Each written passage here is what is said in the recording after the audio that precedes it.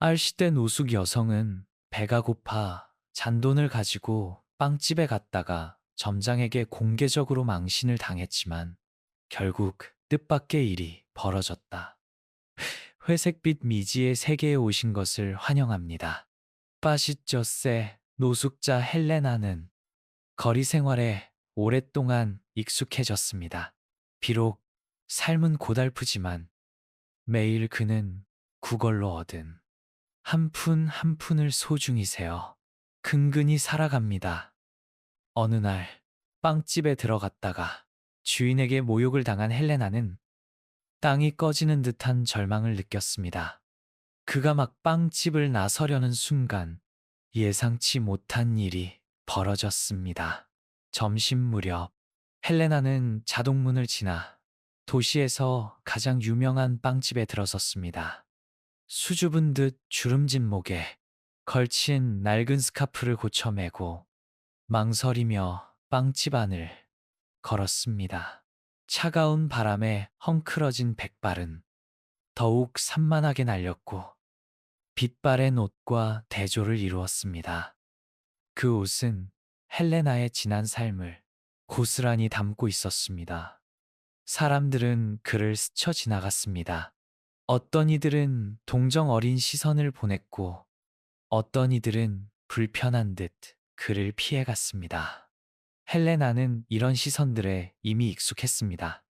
세월이 흐르면서 그는 가식적인 동정과 타인의 멸시를 받아들이고 그것들을 일상의 일부로 여기게 되었습니다.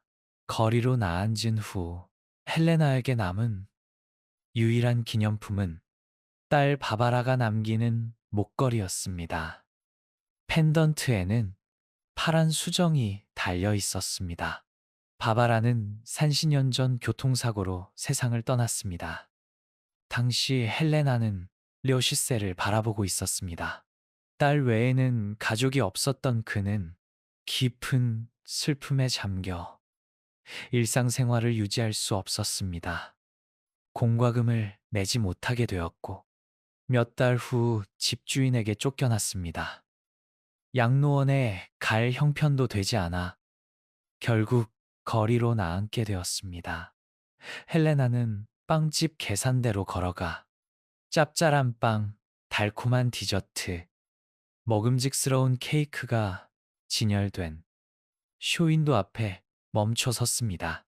굶주리고 지친 그의 시선은 투명 비닐봉지에 담긴 평범한 빵에 고정되었습니다.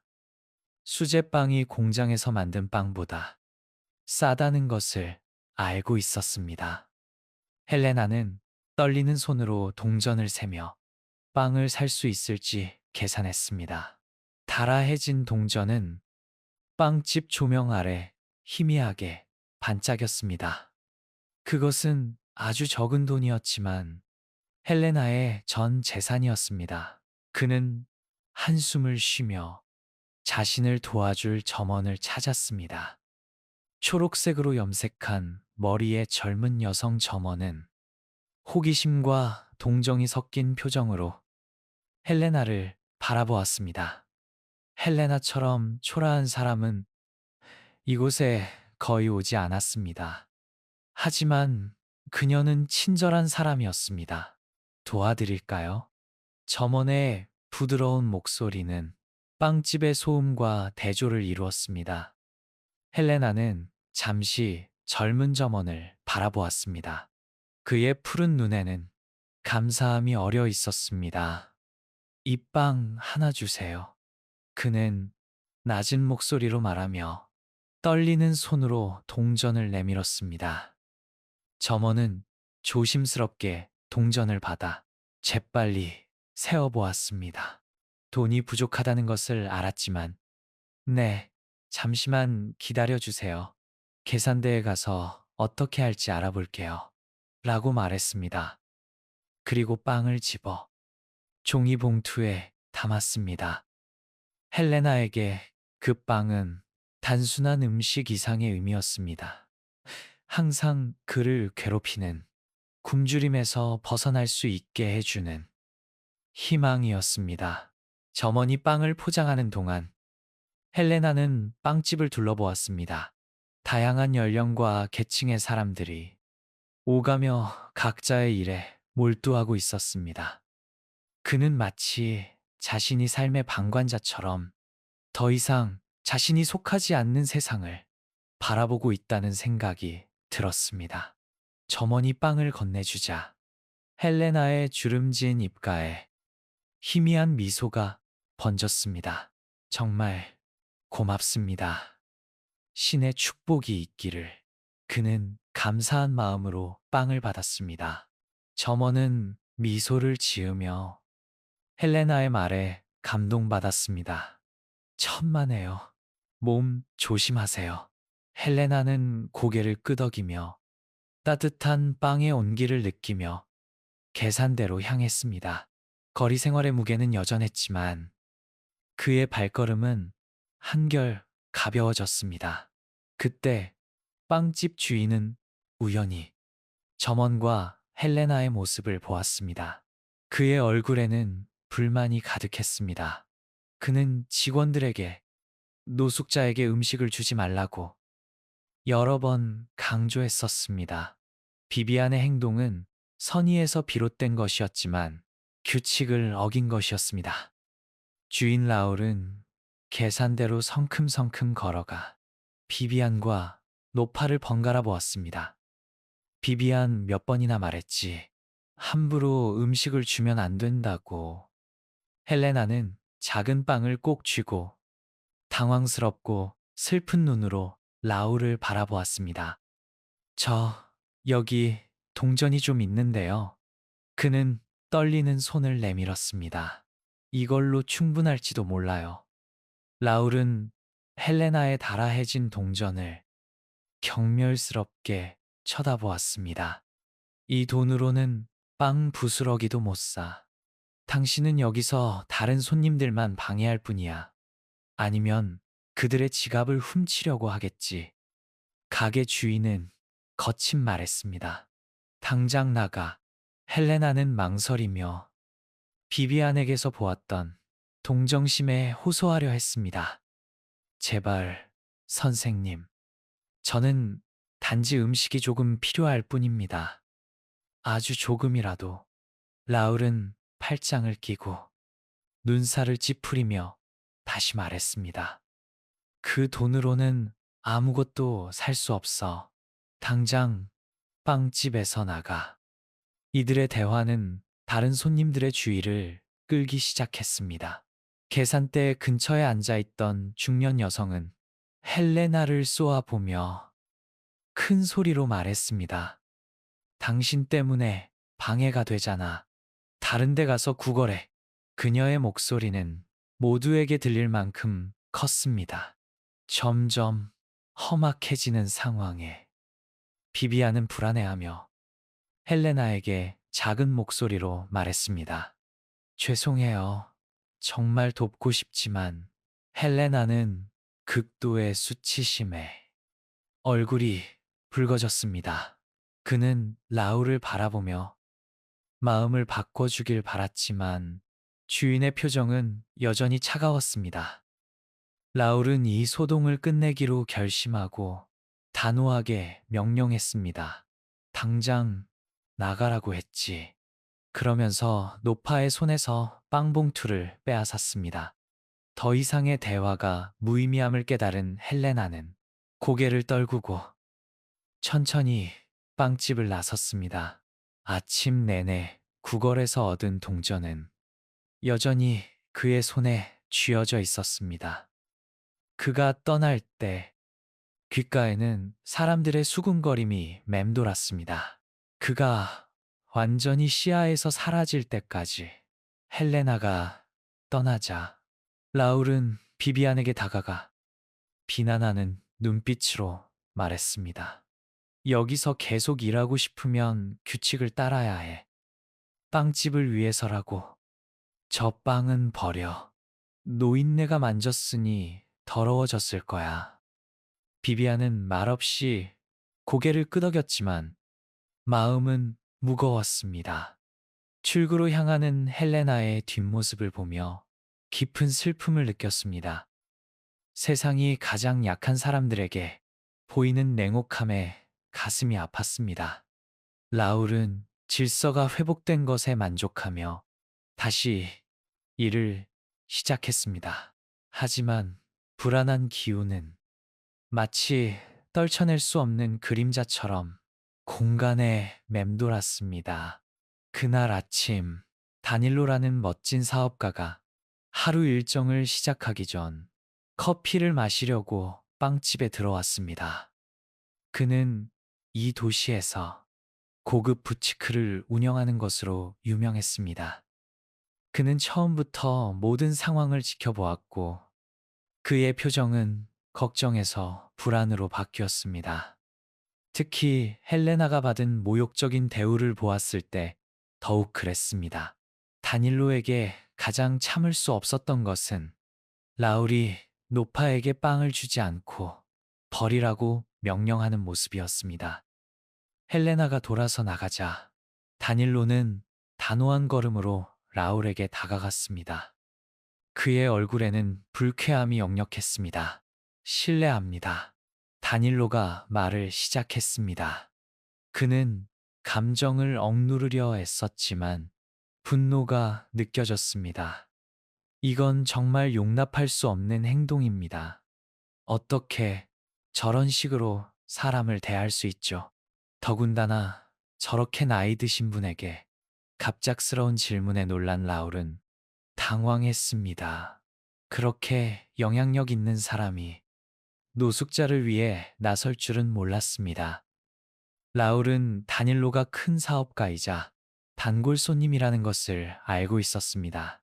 심지어 자신의 사장과 이야기하는 모습도 종종 보았습니다. 그는 손님들에게 방해가 됩니다. 라울은 자신의 행동을 정당화하려 했습니다. 그는 노숙자이고 아무것도 살 돈도 없어요. 다닐로의 눈에는 여전히 분노가 타올랐습니다. 그렇다고 해서 그를 경멸스럽게 대할 권리는 없습니다. 그는 한 사람이고 나이 든 사람입니다. 그는 단지 음식을 사려고 했을 뿐입니다. 돈이 부족하다고 해서 그게 구걸은 아닙니다. 우리는 조금의 동정심을 보여야 합니다. 라울은 망설였습니다. 그는 다닐로의 말투가 얼마나 심각한지 깨달았습니다. 주변의 손님들도 이들의 대화에 귀를 기울이기 시작했습니다. 공기는 더욱 무겁게 가라앉았습니다. 비비안은 옆에서 긴장하며 지켜보았지만 누군가 헬레나를 변호하는 모습에 희미한 희망을 느꼈습니다. 다닐로는 더욱 단호한 목소리로 말을 이었습니다. 가게 주인으로서 당신은 모든 사람을 평등하게 대해야 할 책임이 있습니다. 저 여성분도 우리처럼 빵을 살 권리가 있습니다. 특히 나이가 많으시니 우리가 도와야 합니다. 더군다나 배고픈 상황이라면 더욱 그렇죠. 라울은 입을 열어 대답하려 했지만 다닐로는 손짓으로 그를 제지했습니다.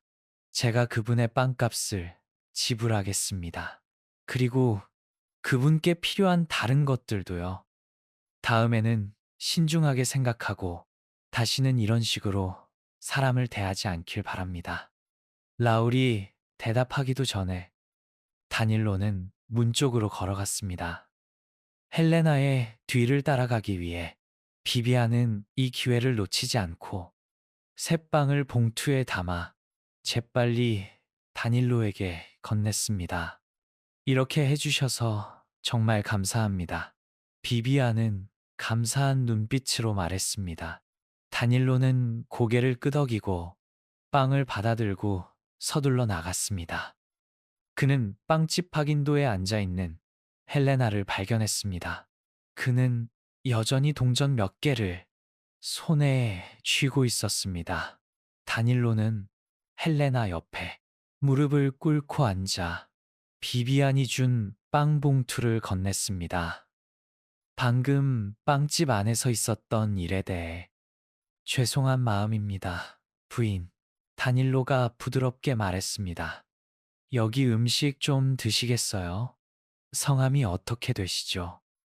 헬레나는 놀란 눈으로 그를 바라보았습니다. 갑작스러운 호의에 감동하며 감사합니다. 저는 헬레나입니다. 라고 낮게 대답했습니다. 그의 눈에는 눈물이 가득 고였습니다. 어떻게 감사드려야 할지 모르겠습니다. 다닐로는 부드럽게 미소 지었습니다. 감사할 필요 없습니다. 그저 몸조심하세요. 더 도움이 필요하면 저를 찾아오세요. 헬레나는 빵을 꼭 쥐었습니다. 따스한 온기가 마음속으로 퍼져나갔습니다. 그 순간 거리 생활의 고단함이 조금은 가벼워진 듯 했습니다. 낯선 사람의 작은 호의 덕분에 다닐로는 일어서며 오늘 정말 중요한 일을 했다는 생각이 들었습니다. 어쩌면 그의 행동이 다른 사람들에게도 같은 행동을 하도록 영감을 줄지도 모릅니다. 하지만 그렇다 해도 노파가 부당한 대우를 받은 것은 변하지 않습니다. 다닐로는 다시 빵집으로 들어가 주인에게 말했습니다. 이 모든 일을 다시 한번 생각해 보시길 바랍니다. 어떤 사업도 인간의 존엄성을 희생해서 성공할 수는 없습니다. 라울은 당황하며 아무 말도 하지 못했습니다. 다닐로는 말을 이었습니다. 저는 이 빵집 사장님을 알고 있습니다. 전화 한 통이면 당신에게 큰 문제가 생길 수도 있죠. 제 목적은 그게 아니지만 당신의 행동을 그냥 넘어갈 수는 없습니다. 이분의 점심값을 지불하겠습니다. 그리고 당신이 직접 준비해 주시길 바랍니다. 어쩌면 이 일을 통해 겸손이 무엇인지 배우게 될지도 모르죠. 다닐로는 메뉴에서 가장 비싼 세트를 주문했습니다. 비비안은 다닐로를 지지하는 미소로 바라보았습니다. 그의 선행에 진심으로 감탄했습니다. 빵집 안은 여전히 긴장감이 감돌았지만 다닐로의 행동으로 수군거림은 잠시 잦아들었습니다. 아까 전까지 쑥덕거리던 손님들도 조용해졌습니다. 그의 행동에 감동한 사람들도 있었습니다. 라울은 헬레나의 점심을 준비하기 시작했습니다. 다닐로는 단호한 눈빛으로 그를 지켜보았습니다. 그리고 헬레나를 구석진 테이블로 안내했습니다. 잠시만 기다리세요. 점심이 곧 준비될 겁니다. 그는 부드럽게 헬레나를 자리에 앉혔습니다. 당신은 빵 한 조각보다 더 가치 있는 사람입니다. 헬레나는 여전히 감격에 젖어 정말 어떻게 감사드려야 할지 모르겠습니다. 라고 다시 한번 말했습니다. 감사할 필요 없습니다. 다닐로는 따뜻하게 미소 지으며 대답했습니다. 우리 모두는 존중받고 존엄하게 대우받아야 합니다. 당신도 예외는 아닙니다. 구석진 테이블에 앉았지만 몇몇 손님들은 다시 수군거리기 시작했습니다. 하지만 다닐로의 선행이 가진 의미를 깨닫자 그들의 표정은 누그러졌습니다. 다닐로는 수군거림을 무시하고 노파의 이야기를 듣고 싶었습니다. 헬레나 부인, 당신의 이야기를 듣고 싶습니다. 괜찮으시다면요. 죄송하지만 연세가 어떻게 되시죠? 어쩌다 이런 상황에 놓이게 되셨나요? 다닐로는 마지막 질문을 하기 전 잠시 망설이다가 부드럽게 물었습니다. 이렇게 연세가 많으신데 어떻게 거리에서 생활하시는 거죠? 헬레나는 자신에게 쏟아지는 관심에 불안해했습니다. 처음에는 망설였지만 다닐로의 진심 어린 눈빛을 보자 한숨을 쉬고 입을 열었습니다. 저는 빠시 조세입니다. 거리에서의 삶은 쉽지 않습니다. 매일 경멸 어린 시선을 받는 것이 어떤 기분인지 상상도 못하실 겁니다. 사람들은 제 옆을 지나가면서 저를 마치 투명인간처럼, 아니, 그보다 더 못하게 취급합니다. 마치 제가 골칫거리인 것처럼요. 그는 잠시 말을 멈추고 고통스러운 기억들을 떠올렸습니다. 가끔 젊은 사람들은 저를 조롱하고 물건을 던지고 잔인한 말을 합니다. 어떤 사람들은 저를 두려워하는 눈빛으로 쳐다봅니다. 마치 제가 길가에 앉아 있다는 이유만으로 그들에게 해를 끼칠 것처럼요. 헬레나는 잠시 생각에 잠기다가 말을 이었습니다. 하지만 저는 불평할 수 없습니다. 가끔씩 동정을 베푸는 사람들 덕분에 간간신히 살아갈 수 있습니다. 그 작은 호의들이 저를 살게 합니다. 그리고 헬레나는 자신의 이야기를 털어놓았습니다. 저는 집세를 낼 수 없게 된 후로 오랫동안 거리에서 살았습니다. 딸이 세상을 떠난 후로는 가족도 없습니다. 항상 힘겹게 살았지만 상황은 점점 나빠졌고 결국 모든 것을 잃었습니다. 다닐로는 동정심과 걱정 어린 표정으로 그의 이야기를 경청했습니다. 정말 힘드셨겠습니다. 헬레나, 부인. 이런 일을 겪으셔야 했다니 정말 안타깝습니다. 헬레나는 고개를 저으며 테이블을 바라보았습니다. 네, 하지만 저는 계속 살아가려고 노력합니다. 이제 거리의 다른 노숙자들이 제 유일한 친구입니다. 대부분 저처럼 하루하루를 힘겹게 살아갑니다. 가끔씩 서로 돕고 가진 것을 나누지만 삶은 결코 쉽지 않습니다. 단일로는 목이 메었습니다. 이렇게 나이 드신 분이 이런 고된 삶을 견뎌야 한다는 것이 상상하기 힘들었습니다. 갈 곳은 있으신가요? 쉼터 같은 곳이라도. 그래, 자네 아버지는 날 알고 있었지. 그리고 황이 무슨 짓을 했는지도 잘 알고 있었고. 하지만 화 회장은 황의 빚을 갚아주었지만 내가 정의를 되찾도록 돕진 않았어. 그 말은 마치 날카로운 칼날처럼 지민의 가슴을 찔렀다. 그는 고개를 숙인 채 노인의 눈을 마주 볼 수 없었다. 죄책감은 점점 커져만 갔고 그는 그것을 어떻게 감당해야 할지 알 수 없었다. 방 안 공기는 숨막힐 듯 고요해졌다. 지민은 심장이 마구 뛰는 것을 느꼈다. 마치 곧 터져 나올 것만 같았다. 사안의 이야기는 더 이상 낯선 사람의 이야기가 아니었다. 그것은 마치 거울처럼 그가 애써 묻어두었던 희미하지만 무거운 기억들을 비추고 있었다. 그는 조각난 과거를 맞춰보려 애썼지만 그럴수록 떠오르는 기억들은 그의 가슴을 더욱 아프게 했다. 자네 아버지 사안이 무거운 침묵을 깨고 입을 열었다. 그의 목소리에는 원망은 없었지만 깊은 슬픔이 담겨 있었다. 그는 좋은 사람이었지. 하지만 그는 잘못된 선택을 했어. 화 회장은 내게 빼앗긴 것들을 되찾아 주겠다고 약속했지만 결국 자신의 가족을 지키기 위해 침묵을 택했지.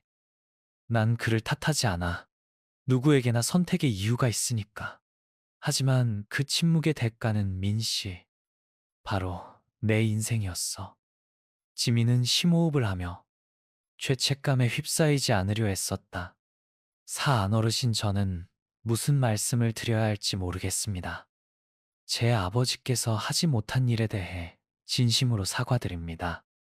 하지만 어르신께서 진정으로 원하시는 게 무엇인지 말씀해 주시겠습니까?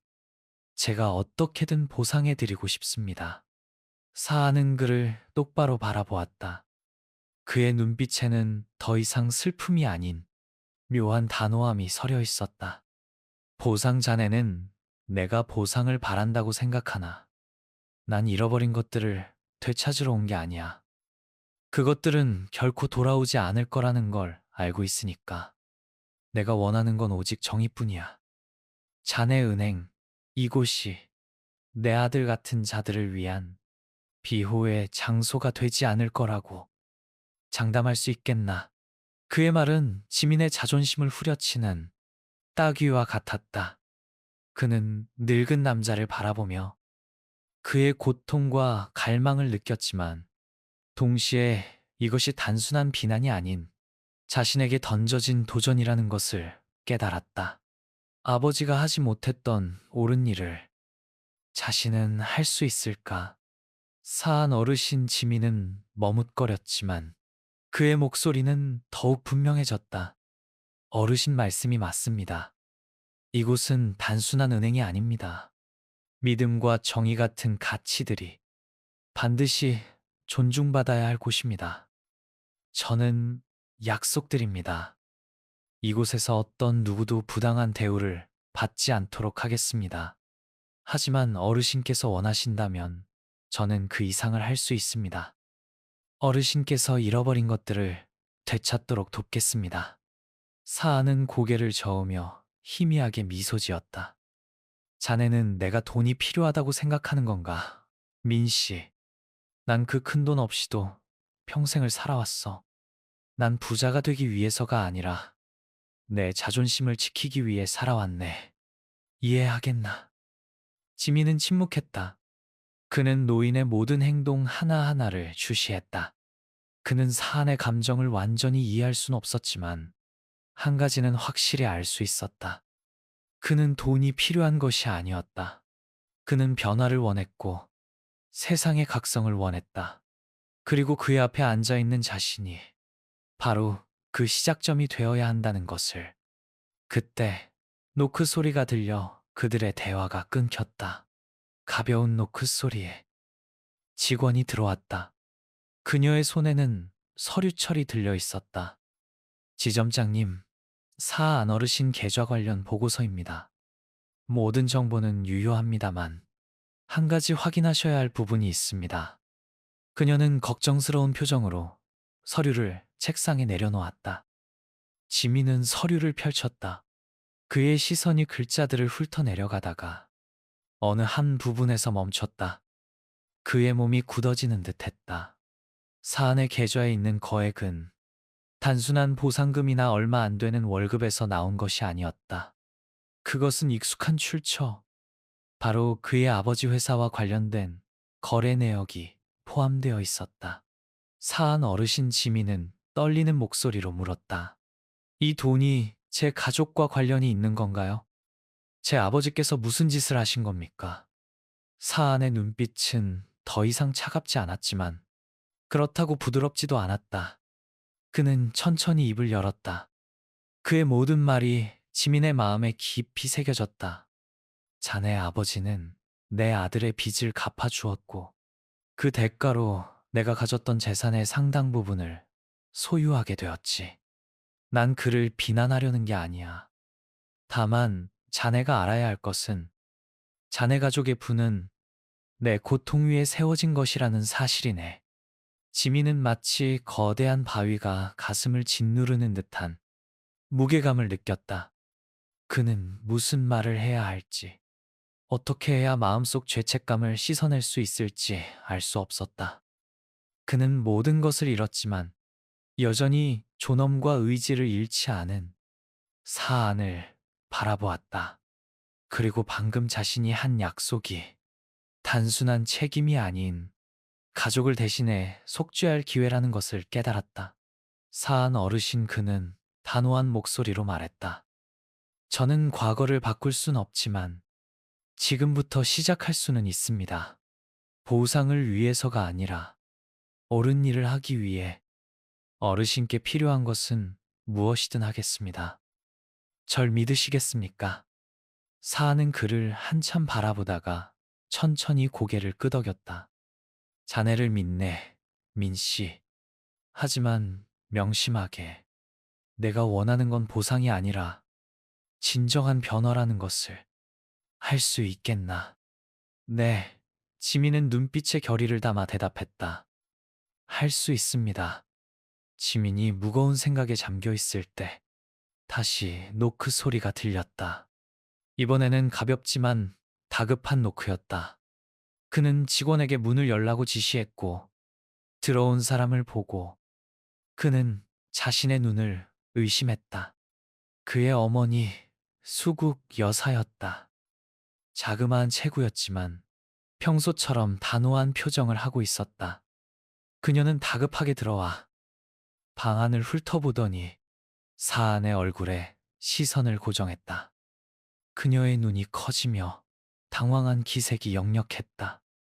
선생님, 선생님 맞으세요? 수국 여사의 목소리는 떨리고 있었다. 마치 자신이 보고 있는 것을 믿을 수 없다는 듯. 지금껏 침착함을 유지하던 사안에 미간이 살짝 찌푸려졌다. 그는 수국 여사를 바라보며 기억을 더듬는 듯 했다. 그리고 곧 그의 늙은 눈빛에 깨달음이 스쳐 지나갔다. 당신은 화 회장의 부인 수국 씨. 수국 여사는 고개를 끄덕였다.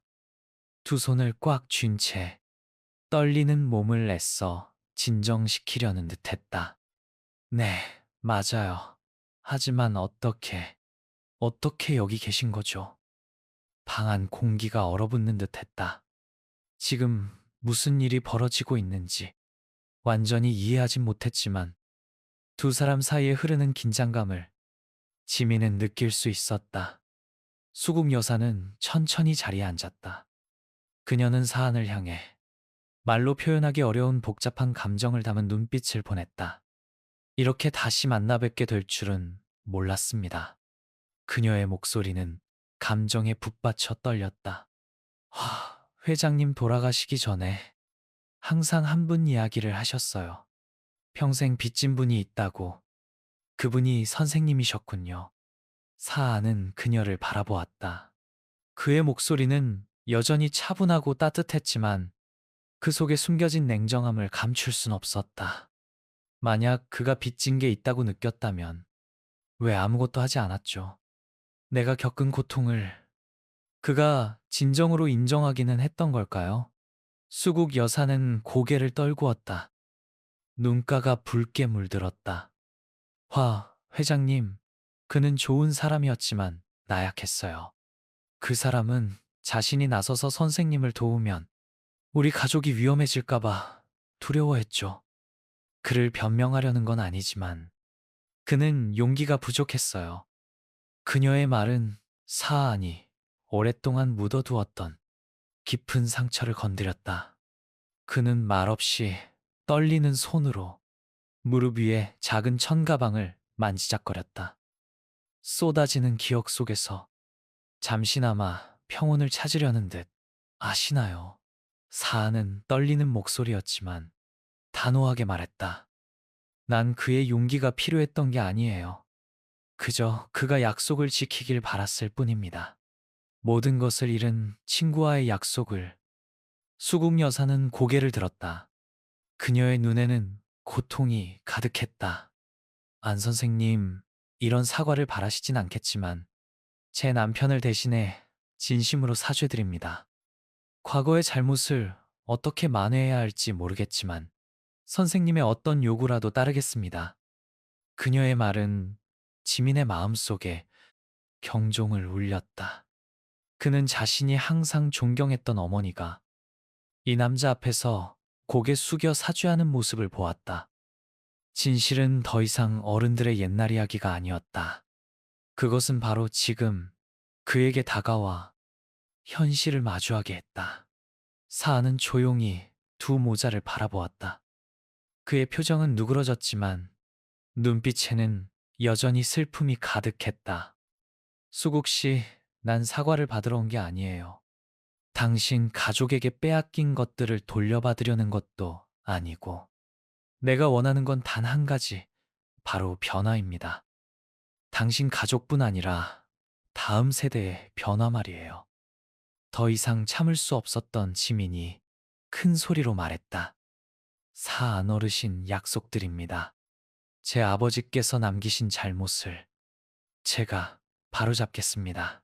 다시는 어르신처럼 누구도 부당한 일을 겪지 않도록 하겠습니다. 사안은 그를 바라보았다. 그의 눈빛에 처음으로 따스함이 스쳤다. 민 씨, 자네를 믿네. 하지만 약속은 말로만 하는 게 아니야. 행동으로 증명해야 하지. 나를 위해서가 아니라 그것이 필요한 사람들을 위해서 옳은 일을 하게. 방안은 고요해졌다. 오직 지민의 눈빛에 담긴 결의와 사안의 눈빛에 서린 결코 사라지지 않을 고통만이 남아 있었다. 그 후 이야기는 누구도 예상치 못한 거대한 변화의 물결을 일으켰다. 사안과의 만남 이후 지민은 마치 돌이킬 수 없는 여정을 시작한 듯했다. 그의 약속은 단순한 말이 아닌 마음속 깊이 새겨진 책임이 되었다. 그 후로 지민이 일하는 은행은 변하기 시작했다. 부유층 고객만을 위한 곳이었던 은행은 점차 서민, 노동자, 그리고 자선 사업 지원 프로그램을 확대했다. 지민은 직접 이러한 변화를 이끌었다. 그는 귀은혜라는 이름의 재단을 설립하여 사안의 계좌에서 발생하는 이자를 활용해 도움이 필요한 사람들을 지원했다. 은행 앞에는 누구도 겉모습으로 판단받지 않는다 라는 문구가 적힌 큰 간판이 걸렸다. 그것은 직원들뿐 아니라 은행을 찾는 모든 이들에게 보내는 메시지였다. 하지만 가장 큰 변화는 은행이 아닌 지민 자신에게서 일어났다. 오만했던 젊은 지점장은 사람들의 이야기에 귀 기울이고 그들의 고통을 공감하는 사람으로 변했다. 과거 이윤에 대한 압박으로 가득했던 업무 시간은 이제 그가 옳은 일을 하고 있다는 평온함으로 채워졌다. 재단에 도움을 받은 사람들의 감사한 눈빛을 볼 때마다 그는 자신뿐 아니라 가족의 죄를 씻어내고 있다는 것을 느꼈다. 은행을 떠난 사안은 고향으로 돌아가 소박한 삶을 살았다. 그는 여전히 아침마다 낡은 자전거를 타고 익숙한 시골길을 달리며 이웃들에게 따뜻한 미소로 인사를 건넸다. 하지만 이제 그의 마음에는 오랜 세월 동안 그를 괴롭혔던 원망과 무거움이 사라지고 없었다. 마침내 정의가 실현되었다는 사실에 그는 마음의 평화를 얻었다. 어느 날 그는 은행에서 편지 한 통과 사진 한 장을 받았다. 사진에는 귀은혜 재단에서 후원하는 가난한 아이들에게 장학금을 전달하는 모습이 담겨 있었다. 편지에는 정갈한 글씨로 이렇게 적혀 있었다. 사안 어르신께 저희는 어르신의 따뜻한 마음을 영원히 기억하겠습니다. 이것은 저희가 한 약속을 지켰다는 증거입니다. 지민 올림. 사안은 편지를 읽으며 형언할 수 없는 감정에 휩싸였다. 그는 미소를 지었다. 그의 늙은 눈에는 자부심과 평온함이 어렸다. 하지만 이야기는 여기서 끝나지 않았다.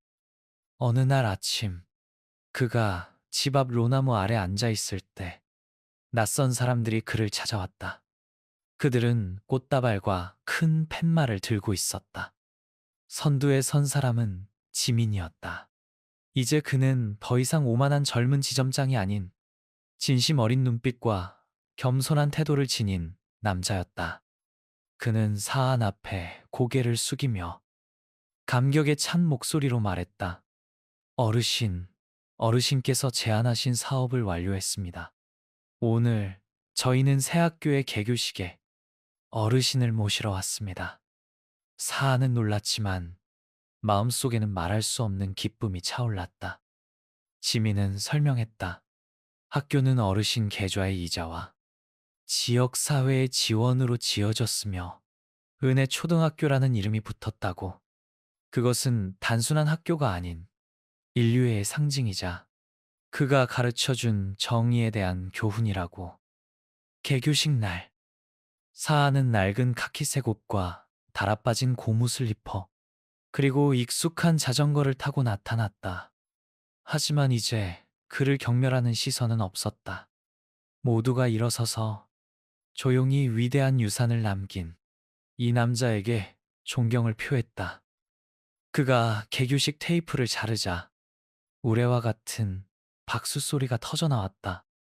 그것은 그에게 보내는 감사의 표시였다. 군중 속에서 작고 마른 체구의 한 소년이 그에게 다가왔다. 소년은 그의 손을 잡고 맑은 눈으로 감격에 찬 시선을 보냈다. 할아버지, 감사합니다.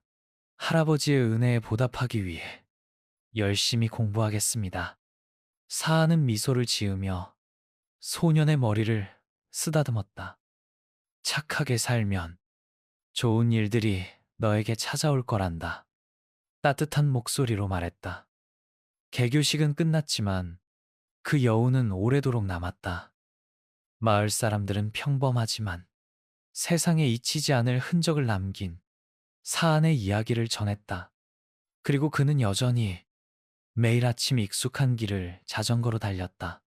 하지만 이제 그의 마음속에는 과거의 무거운 짐이 아닌 세상이 아무리 불공평하더라도 선과 인류애를 위한 자리가 항상 있다는 믿음이 자리 잡고 있었다.